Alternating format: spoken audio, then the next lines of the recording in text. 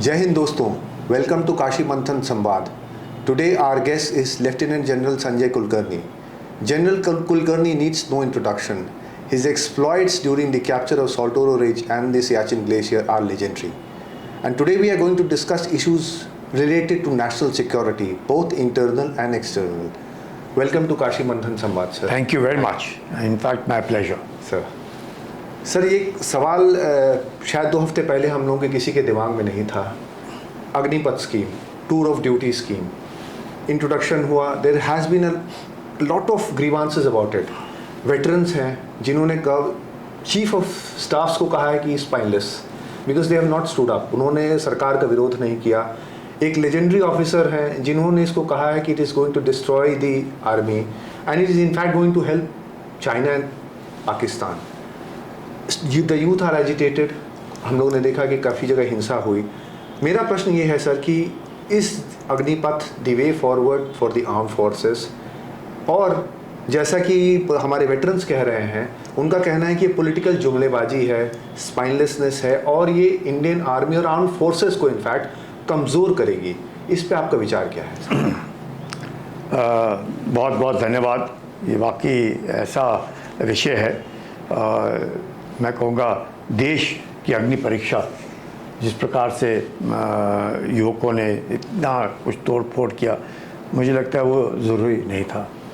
और डेफिनेटली जो युवा इस तरह की मानसिकता रखते हैं वो वाकई देश की सेवा एक सैनिक बन करके नहीं कर सकते.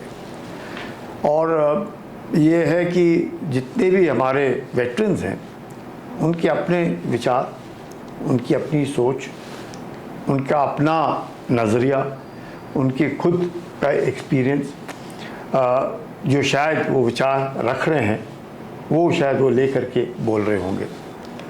पर ऐसे है कि कोई भी चेंज जब आता है तो थोड़ा सा रेजिस्टेंस रहता है और लगता है कि हम अपने एक कोजी एनवायरनमेंट उसमें से बाहर ऐसे कैसे होएगा.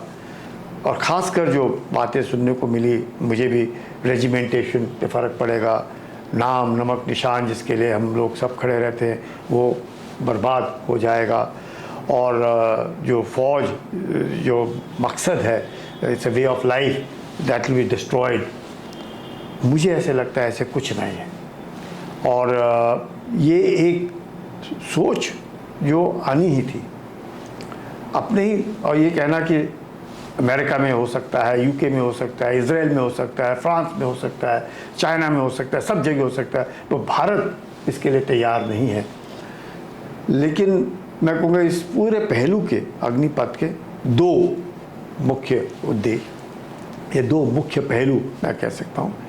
एक कि क्या फ़ौज जो है सुदृढ़ होगी, क्या उसकी ऑपरेशनल इफ़ेक्टिवनेस के ऊपर असर पड़ेगा, या फिर जो लोगों के दिल में जो शंकाएं हैं कि जिस प्रकार से फ़ौज चल रही थी वो शायद जो कमिटमेंट है यूथ का वो नहीं दिखने को मिलेगा, क्योंकि वो सिर्फ 4 साल अग्निवीर है और उसके बाद 25% ही बच्चों को रखा जाएगा, दोनों युवक और युवतियाँ, और बाकी 75% जो है वो डिस्चार्ज हो जाएंगे.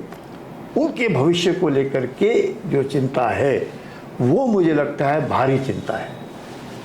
और अगर जैसे मैंने कहा 2 पहलू, जहाँ तक फ़ौज का सवाल है मुझे लगता है ऐसे कुछ नहीं होगा, क्योंकि कई वेटरन्स हैं उन्होंने कहा है कि ट्रेनिंग 6 महीने की है, कि 6 महीने में हम लोग उस युवक को या युवतियों को लड़ाई के मैदान में भेज रहे हैं, क्या हम उनको कैनन फॉडर बना दिया, क्या हम उनको मारने के लिए भेज रहे हैं.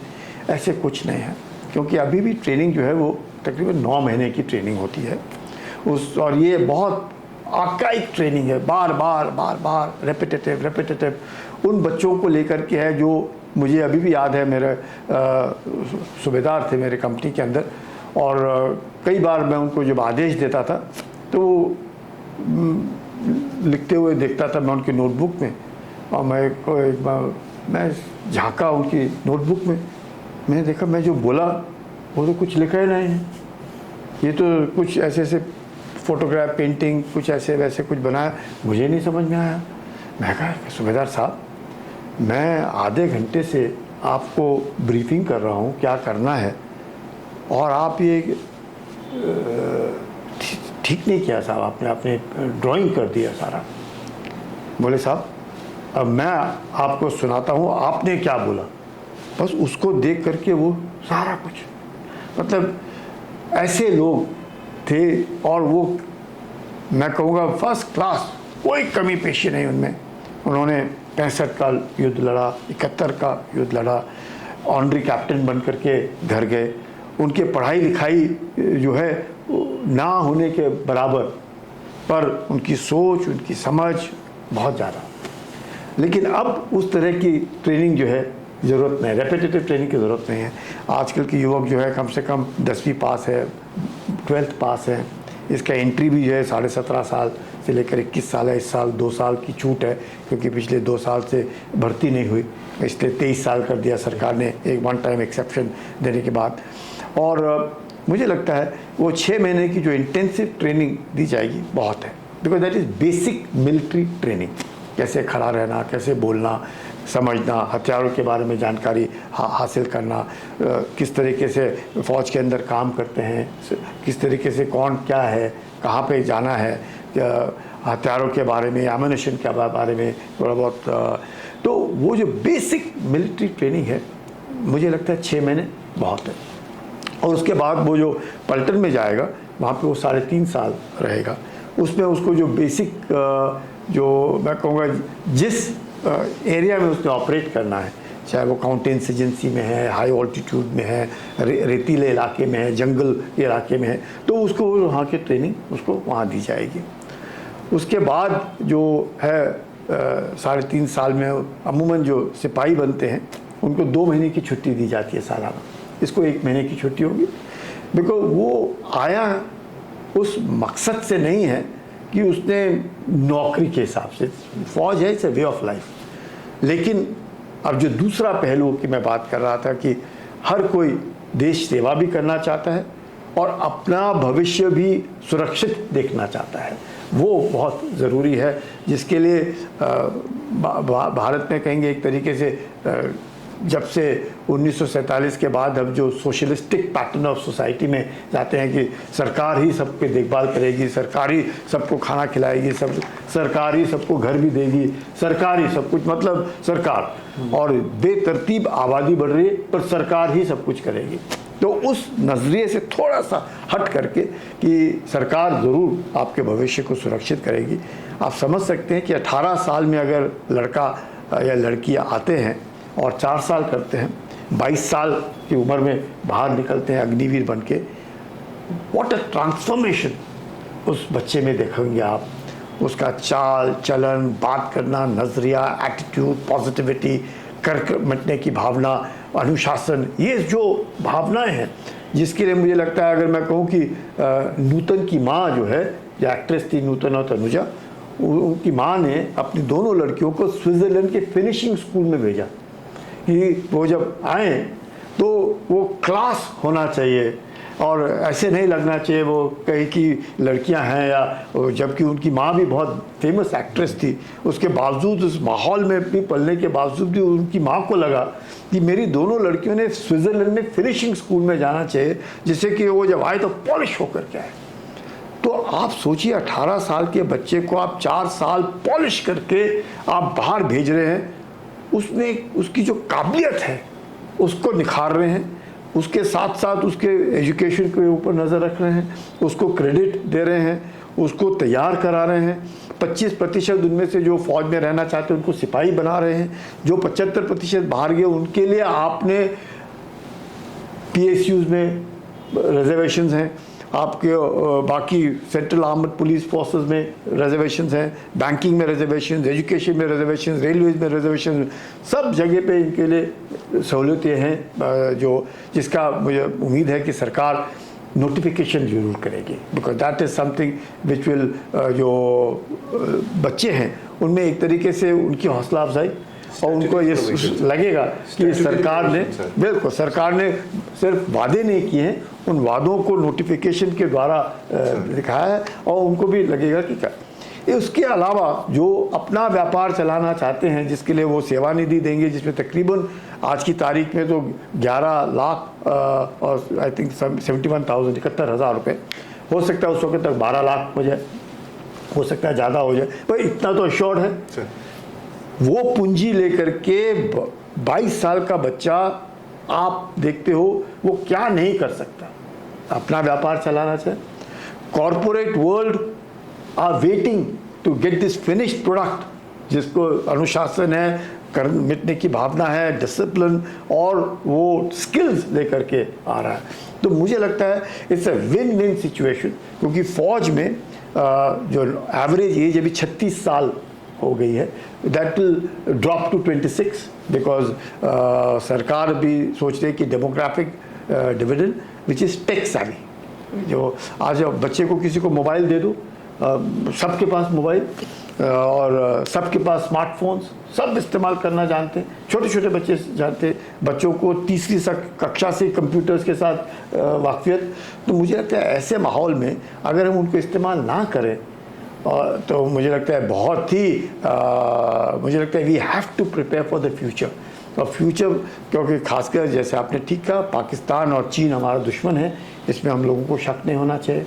और लड़ाई भी नॉट नेसेसरली कन्वेंशनल वॉर ही होगा, कॉन्टैक्ट वॉर होगा, ऐसे नहीं कह सकते, कॉन्टैक्ट भी होगा, और हाइब्रिड वॉर, जिसमें साइबर भी शामिल, स्पेस भी शामिल, तरह तरह के सोशल मीडिया के द्वारा आपके दिमाग को हमला करना और आपके सोच को बदलाव करना। और जिस प्रकार से आपने देखा तोड़ फोड़ इस स्कीम की बात हुई, this is lack of communication. और उस लैक ऑफ कम्युनिकेशन को जो तत्व हैं सोसाइटी के अंदर, जो सोसाइटी को बर्बाद करने में तुले हुए हैं, आपने देख लिया, हज़ारों करोड़ों की प्रॉपर्टी सिर्फ 2-3 दिन में नुकसान करके।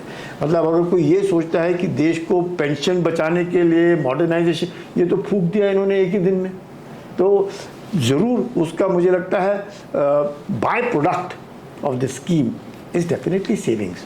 और उस सेविंग्स में मॉडर्नाइजेशन वो निहायत ज़रूरी है, क्योंकि आज भी जो बजट है जिसका तकरीबन 60% रेवेन्यू यानी सैलरीज और पेंशन में जाता है, और just about 30% we are able to actually use it for modernisation.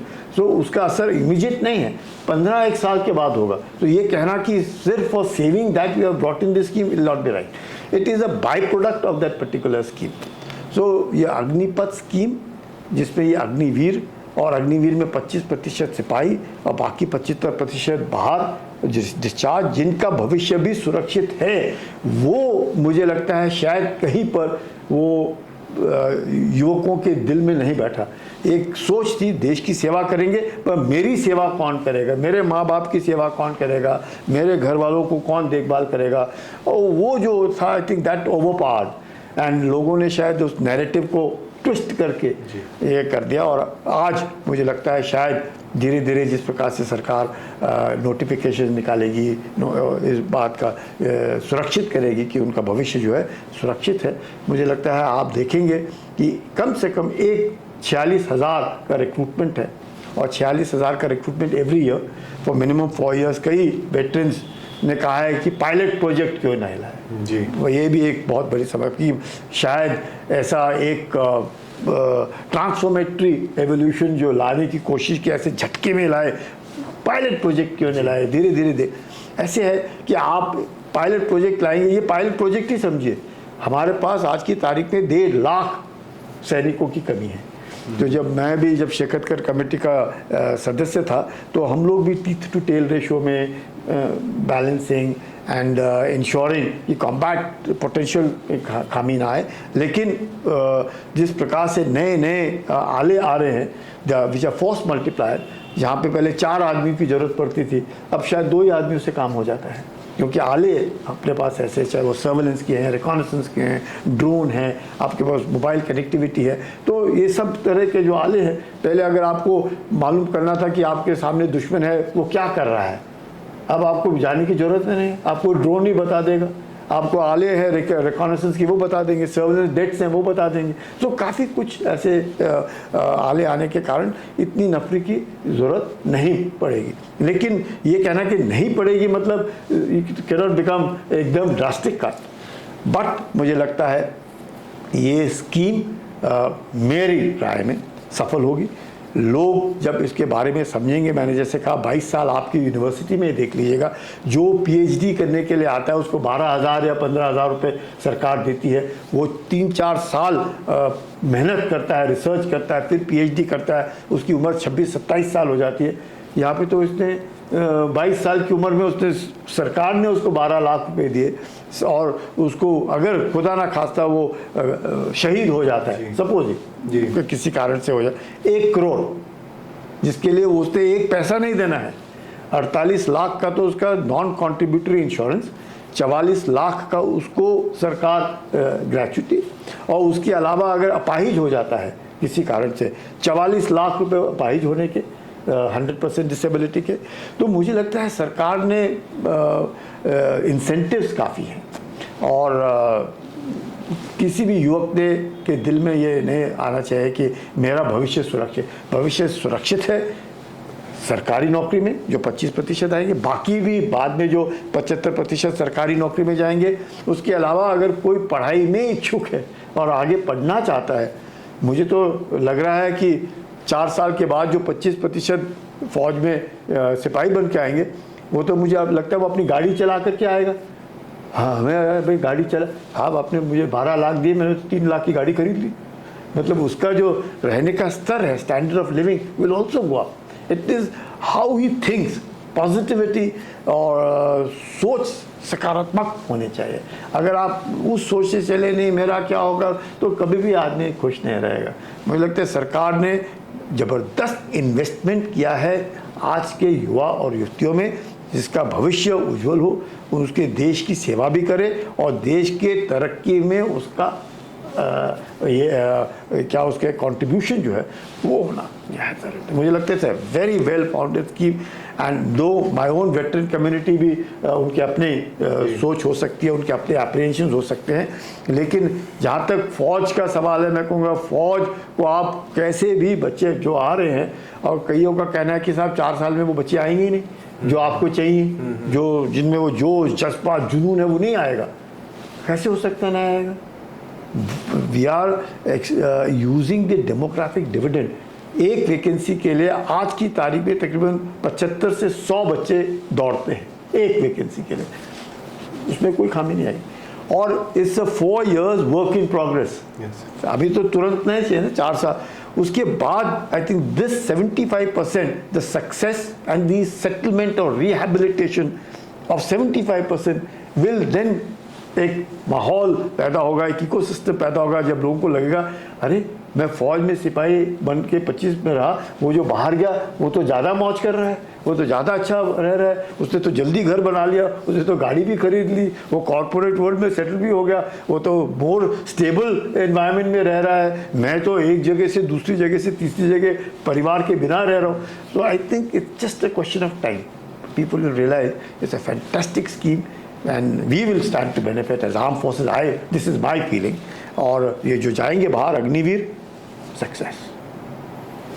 Sir आपने बहुत सकारात्मक मैसेज दिया है, एंड आई एम श्योर कि जो भी युवा इसको सुनेगा सर, जो भी भ्रांतियां हैं, जो भी मिसकंसेप्शंस हैं, आई होप कि मिसकंसेप्शंस दूर होंगे।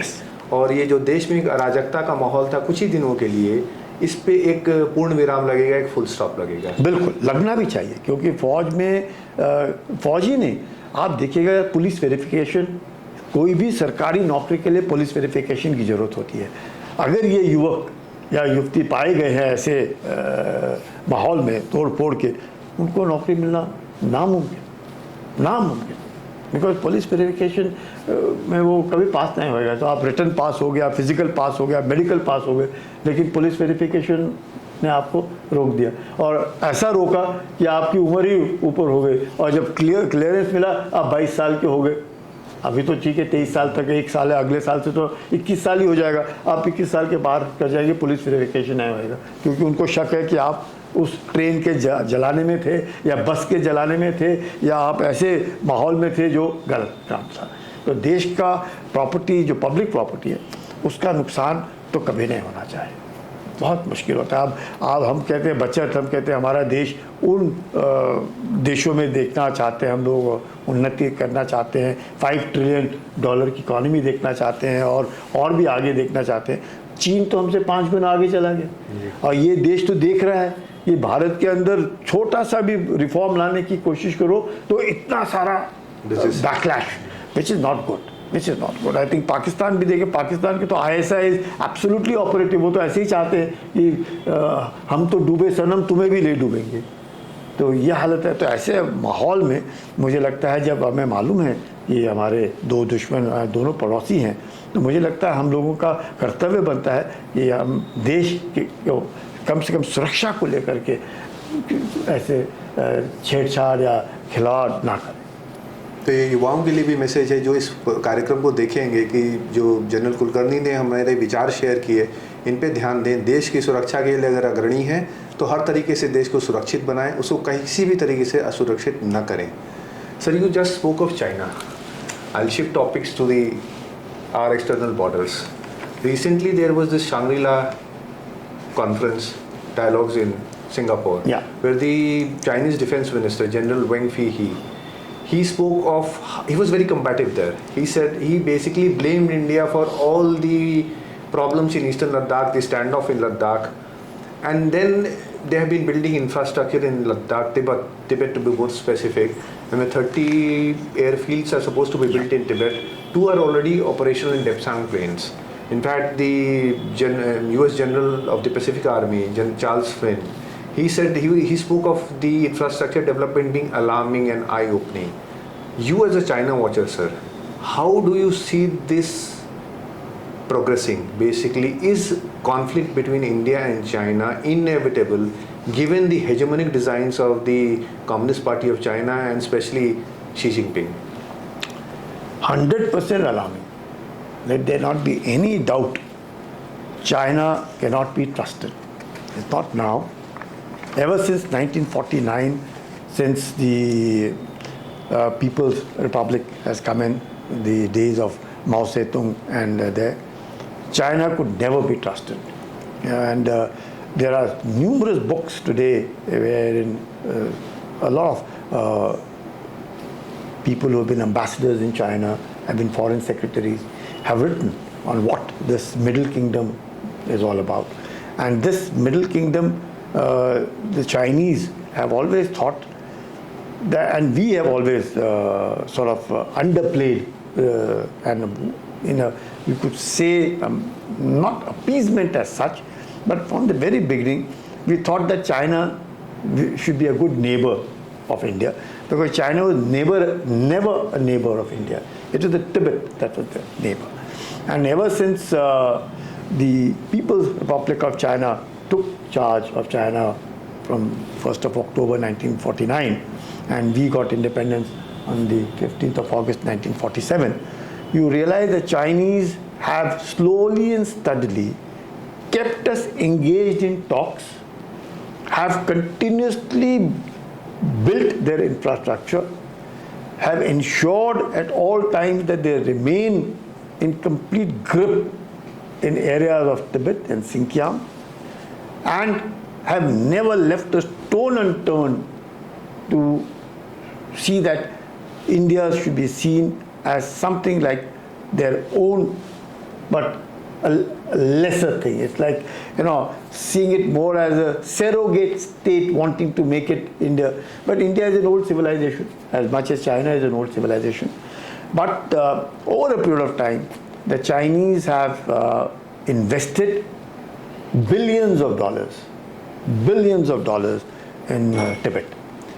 Not primarily with a view to ensure that the Tibetans are subdued or overpowered, because since 1950 onwards, ever since the 17-point program was there with the Tibetans have surrendered. And we were still under the impression that the 1914 similar agreement that we had with Tibetan and Chinese, the British had, will hold good. And then the Prime Minister also always felt that, borders are settled. And whatever has been handed over by the British to us, we have inherited, and that is the border, and there are no negotiations on it. Whereas the Chinese from day one believe that, well, that's not the case. You have to renegotiate with us. And because whatever you negotiated with Chiang Kai-shek, who's now part of Taiwan, is not part of, though Taiwan is part of them according to. So there's been a perceptual difference. Tibet probably must be having a density of about not more than 6 people per square kilometer.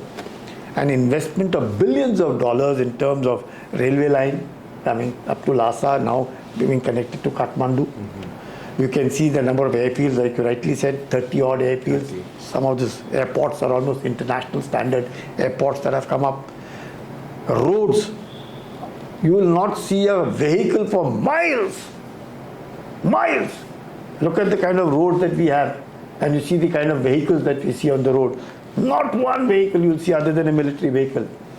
And lovely, not 1 or 2 kilometers, 10,000 kilometers. That's the kind of infrastructure they have built up. The kind of feeder roads that are coming to Depsang, Demchok, coming down to Konark Fort, then on to Pangong Tso Lake. Oh, amazing. So what does that say? That says that Chinese are indulging in talks, trying to lull us into complacency, that yes, they have not adhered to the peace and tranquility agreements that we've had over the years. They have not hesitated to do what they did in '62. They are all set again to probably take up arms unless we listen to them, because that is the Chinese way of looking at it. They are the middle kingdom, and that everybody else around are supposed to be law, and we are the rulers. And they find in India alone that which can give a kind of competition to China is India. And they see India from the eyes of the Chinese as someone who toes the Western line. That means that we are either pro-American, or earlier we were pro-British, or pro-Western world. But there's a communists by thinking and communists by nature. They don't like it at all. And that is where the Chinese, as I say, cannot be trusted. The Chinese have built huge infrastructure, tunneling, underground shelters, bring in so many air defense equipment, fighter aircrafts, working to the kind of artillery and multi-barrel rocket launchers, huge. And after the incident at Galwan and a little before that and subsequently, they have not less than 50,000-60,000 people. The kind of villages they have developed, which are dual purpose villages, with communication, with health facilities, with school facilities, and all of it, is indicative China is heading for a showdown with India. When that will be, we don't know. I cannot predict. But they are ready for a showdown with India, and we have to be very guarded. We have to ensure that we don't get complacent. We are modernized. At all point of time, we should be prepared. The kind of, we're able to mobilize ourselves in the eastern Ladakh recently is indicative that we are not 62. We have reached a level where we can mobilize 60 or 1,000 people in a short span of time and be able to stand up to China's bullying tactics. So, and the Chinese have always known to test waters before they do anything. So these are all days of testing waters, and we should be ready. And I'm not saying it's that we should toe American line or we should toe British line or something, but or what the Australian have also just said about the Chinese preparation. But there are enough indicators to show. Nobody needs to tell us, but there are enough that we can see ourselves and gauge for ourselves. We have to be alert 24/7, and a showdown cannot be ruled out. Maybe not necessarily a war, maybe a skirmish, something what has been happening in eastern Ladakh, anywhere else. But you'll have a cyber warfare, you'll have all kinds of disruptiveness within society, because Chinese know that India is a democracy. And in democracy, you have freedom to speak, you have freedom who seem to be influenced by the Chinese way of thinking. So we have to be very alert, and I would go along with you. I would go along with this thing that we have to be alert. We cannot be complacent. China can't be trusted. So you spoke of the bullying tactics. I mean, this bullying tactics is not restricted to the geographic boundary. Cyber attacks, continuous cyber attacks, the electric grid in India has been under constant Chinese cyber attacks.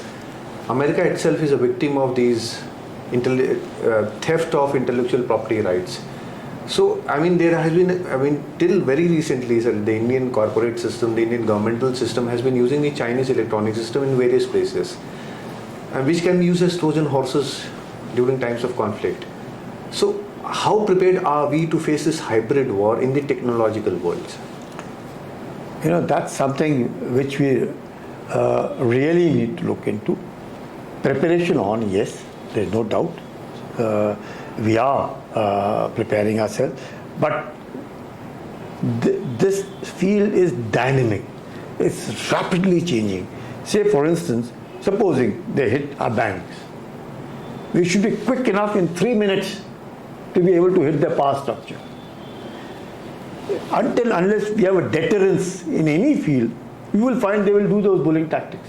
They might put our trains to a grinding halt, because everything is digitization. Everything, even we are drawing money ATM. So you will suddenly find that I had very little money, but your money got transferred into my account. So this confusion leads to anarchy in a country which is democracy.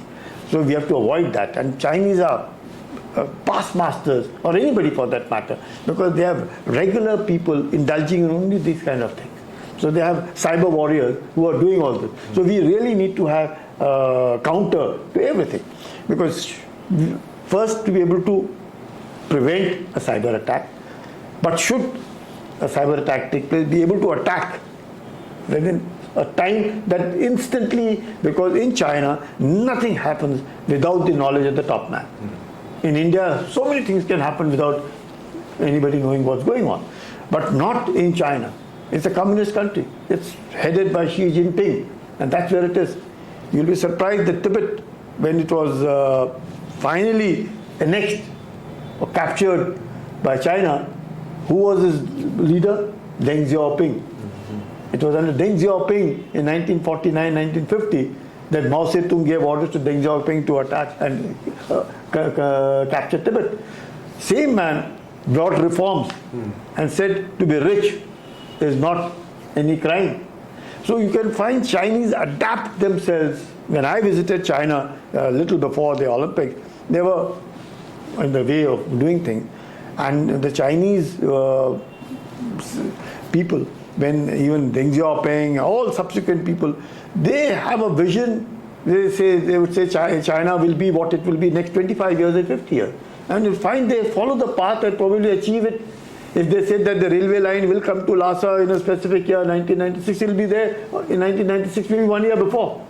But for us, if we are, so many things affect us. You'll find even a flyover which may have a deadline of 2021 may take to 2025.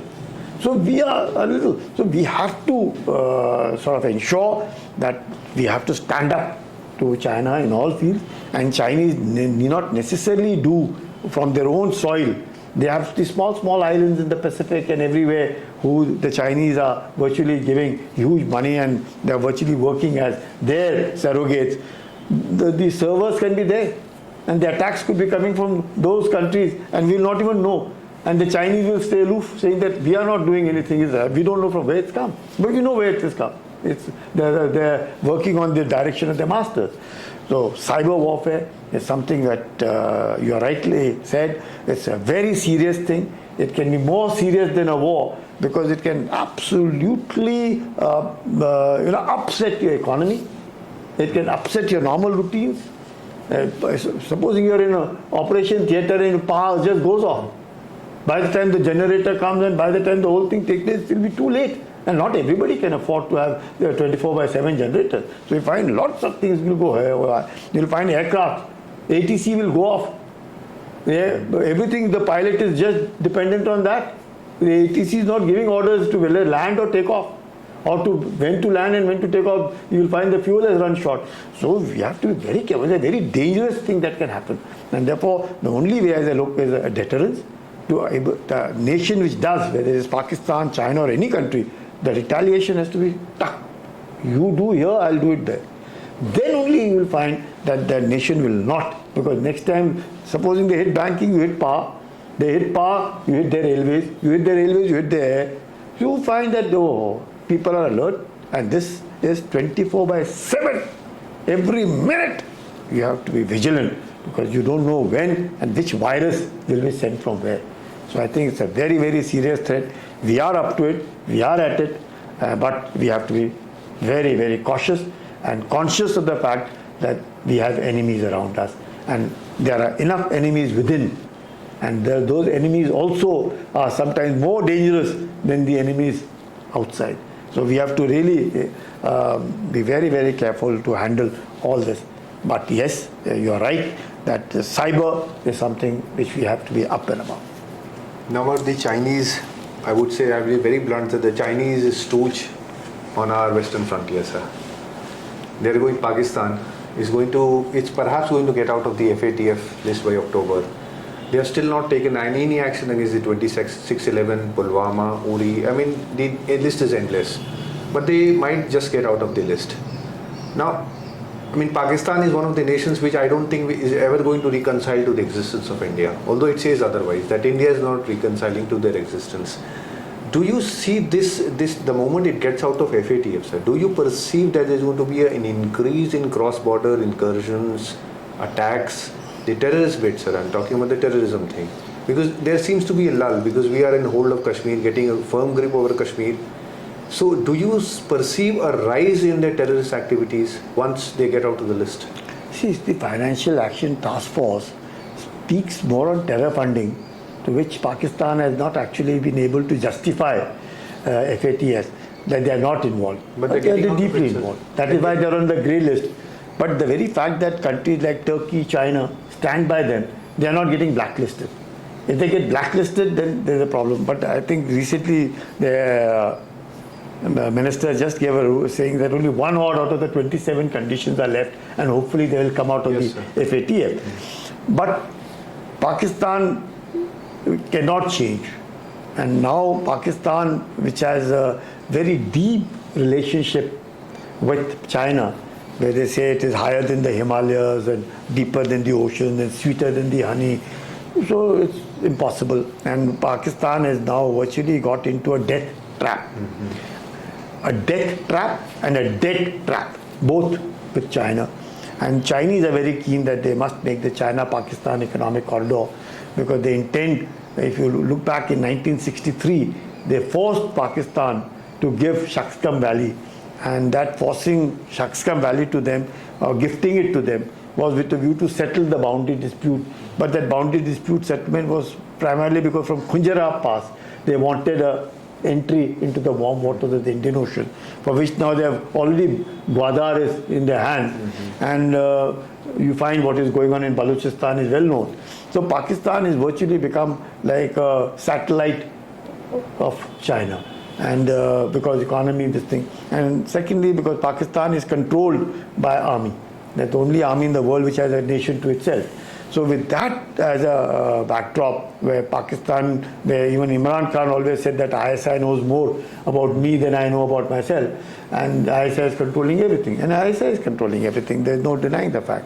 So if that be so, and Pakistan has not reconciled since 47 because of Kashmir, and Kashmir remains, and initially also you found that I would not hesitate to say that Sheikh Abdullah played double, because these all those people over there thought, and Pandit Nehru also probably thought, I think even the Maharaja at that point of time, Hari Singh, also did not take that firm stand.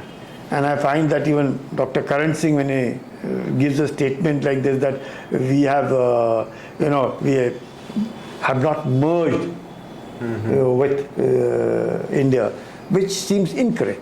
because the merger could have only taken place if the Maharaja was in as a Maharaja, because Maharaja decided to abdicate and settle down in Mumbai. So if he settled down in Mumbai, there was nobody in the Constituent Assembly which could finally put a stamp to the merger.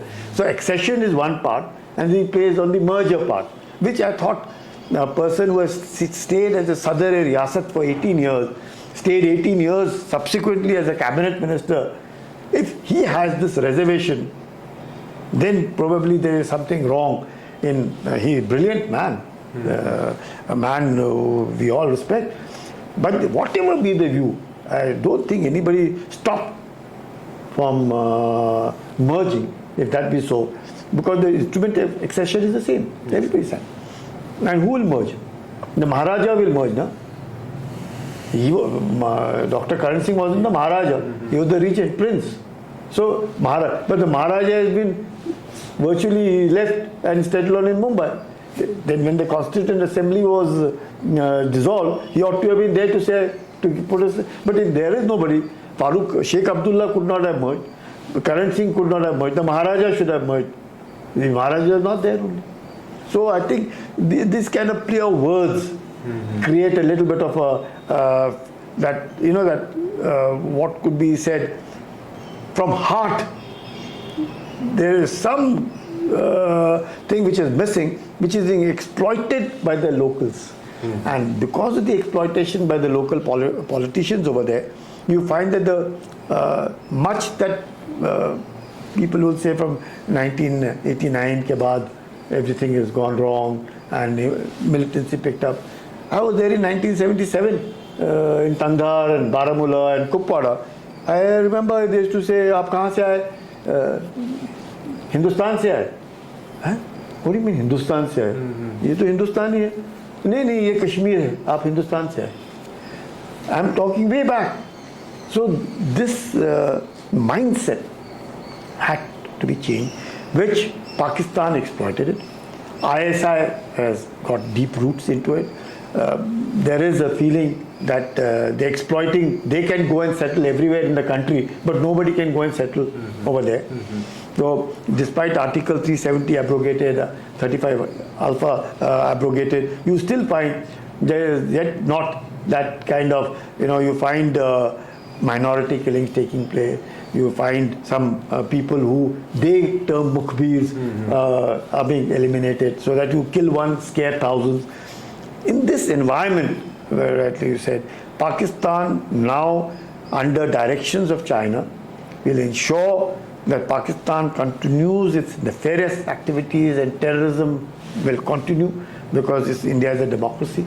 They're exploiting that part of democracy, because Pakistan is only on paper a democracy, but is totally an army-controlled country. China, in any case, a communist nation. So you find that in this environment, there is no denying the fact that China will allow its deep friend and small younger brother to ensure that India does not grow economically, that India remains a fractured country, that India, there is no stability, which Pakistan has been outsourced, like they are outsourcing work, so they have outsourced a part of it to Pakistan, and they are now in for a bigger thing. Once the destabilization takes place, so India also requires a very strong leadership. India requires a very strong cyber warfare capabilities. India needs very good eyes and ears. India needs excellent surveillance capabilities, be able to take on Pakistan, which is not a problem at all. But Pakistan is not acting this ceasefire which is taking place with Pakistan, maybe just because they wanted to do something in Afghanistan. So it is with a view to keep India happy, but try and do what it wants to do in Afghanistan. At the same time, play a role that we want to be good friends and good neighbors. Pakistan will not change. Pakistan is a state which will always behave in a most dastardly manner, and which will always ensure that India should never progress, and that the Indian Muslims are always instigated. Time and again the Indian Muslims have said that they are Indians first. Indians first. But they will try and, keep on probing, coaxing, and keep troubling and ensuring that there's a division among the Indian Muslims. And at the same time, the Chinese will keep on building the infrastructure and reach a level where they would now want to get India to do what they want. So we have to be very careful. I think we are passing through difficult time, and if you're looking at becoming a 5 trillion economy, and we're looking at much more than that, we have to modernize our armed forces. We have to ensure that internally we are stable, so that external challenges are able to, we can stand up to. Otherwise, as I see, it's not easy. It's very, very difficult. Pakistan will continue with this terrorism, whether financial action task force or not. China will continue to defend Pakistan, irrespective of Hafiz Saeed or yet another man, I'm forgetting his name. Abdul Rahman Makki. Yeah, Makki. That chap is being now protected by China. So you find that China and Pakistan as collusiveness, whether into a conventional war or a non-contact war, will be seen far more than in years to come, and how we deter it is very important, and that is where the challenge lies. So you speak of collusion between China and Pakistan.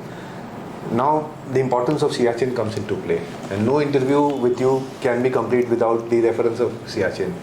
A lot has been said, a lot of these things talking of demilitarization, de-escalation, the stuff. How do you see the importance of Siachen, India holding on to Siachen vis-a-vis the China-Pakistan collusion, especially with reference to CPEX? See, what's happened is, even I didn't realize it, to be honest with you.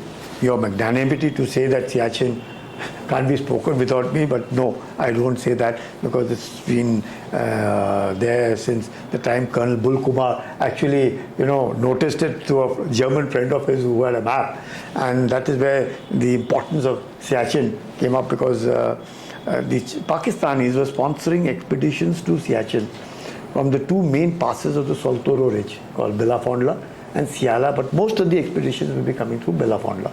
Allah means a pass. And it is about 18,500 feet. And then there's a beautiful peaks, the world's finest peaks. The world's second highest peak, the K2, is in the same area. So you find that it's a mountainous paradise. So that's the way one saw. And Pakistan, because of its CENTO alliance with America at that point of time, the Americans also, the cartographer held them in joining NGA 9842 with Karakoram Pass, whereas it should have been NGA 9842, then northward to the glaciers indicated it should be going towards the Karakoram 2 and not Karakoram Pass. The only word common was Karakoram, one was 2 and the other was Pass, so they just drew a straight line from NGA 9842 till where it was delineated, and after that it would have been done subsequently. At that point of time, we are referring to it in our 70s. But Chinese had a greater design. China does not do anything without a design. That's something we generally fall prey to Chinese sweet talks and talks and 15 rounds of talks, nothing. You'll find 100, I don't know how many times we must have spoken to China since 1949, nothing has ever happened. So Chinese can't be trusted. But China realized the importance of the Shaksgam Valley, which is approximately about 4,500 odd square kilometers, or maybe 5,000 odd square kilometers, which virtually joins the Karakoram Pass and goes all along and up to Khunjerab Pass.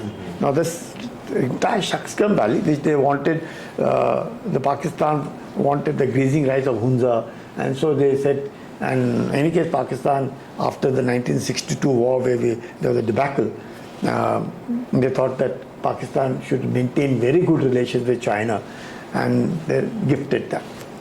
Now you find from Khunjerab Pass, from the Xinjiang region, they built the Karakoram Highway. And that Karakoram Highway was to come to Gwadar, which now becomes the part of the China-Pakistan Economic Corridor. Now, it has various feeder roads. Now, the China-Pakistan Economic Corridor has various feeder roads, and it has gone much beyond it in terms of power in terms of communication, in terms of the cables, and in terms of all kinds of activities that were supposed to come along that, which the Chinese were willing to spend $50 billion to build up the CPEC. But the Chinese and the Pakistanis seem to have run into rough trouble because of Balochistan.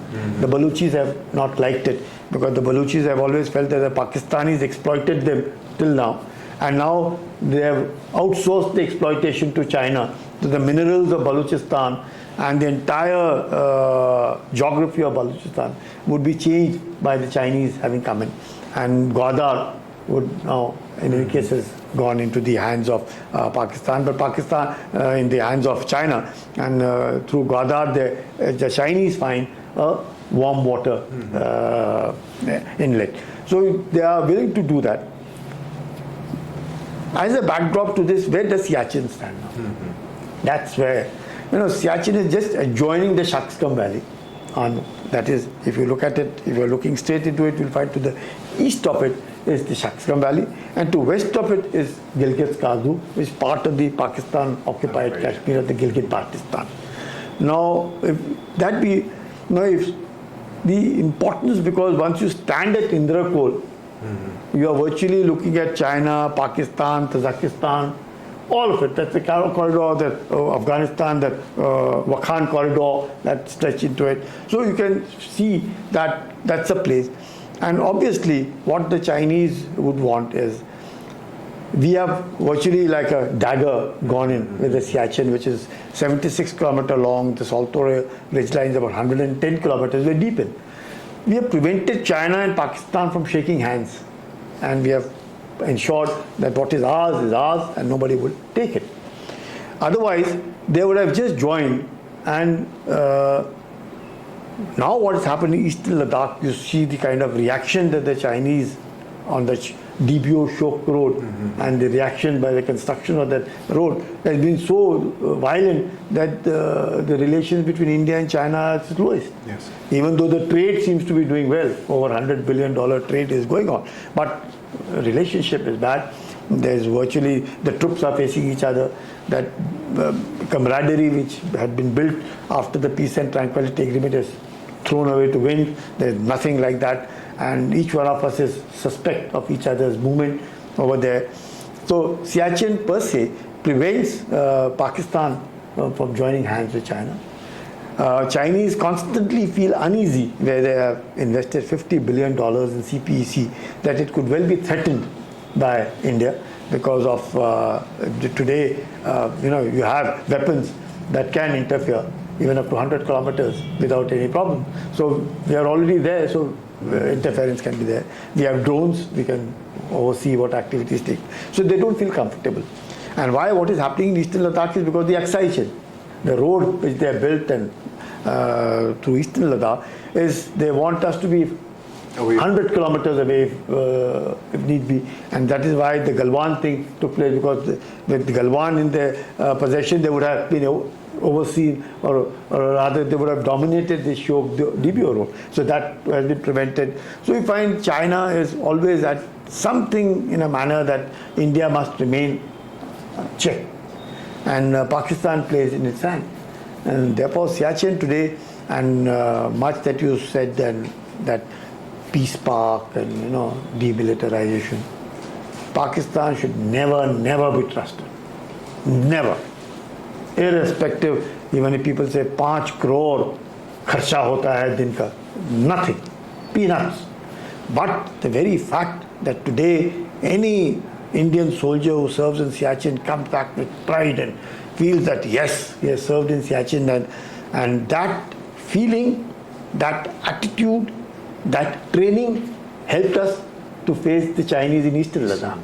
So even if one didn't know that Eastern Ladakh would come up, you can well imagine if our troops were not at 18,000, they would have been having chicken-hearted like what has happened to the Chinese troops. So our ability to withstand that altitude, to be able to live comfortably, to be able to show eyes to the other person, is because we can now operate at heights like Siachen. And not just operation, it builds your confidence. It gives you that badge that you're a soldier, who can withstand 100 kilometers or much more velocity of winds, live on ice, frozen absolutely, and very, very difficult to breathe. Most people, almost 900 or 1,000 people have lost their lives. Many more than them have lost their limbs and have been affected by bad weather. But despite that, you find, the boy wants to serve on Siachen. मैं तो नौकरी करूँगा तो Siachen पे नौकरी करूँगा, because he feels कि that's like an acid test of a soldier. So I think the Siachen today, and that is why India insists, and why we don't going for demilitarization. India insists that the AGPL, actual ground position line, Pakistan must accept and give it in writing that the Indian troops are here, here, here, and their troops are there. Pakistan is nowhere near Siachen. They are miles away. They are on the other side of Saltoro Ridge. But they will always talk of Siachen. They can't even peep into Siachen. That's the way it is.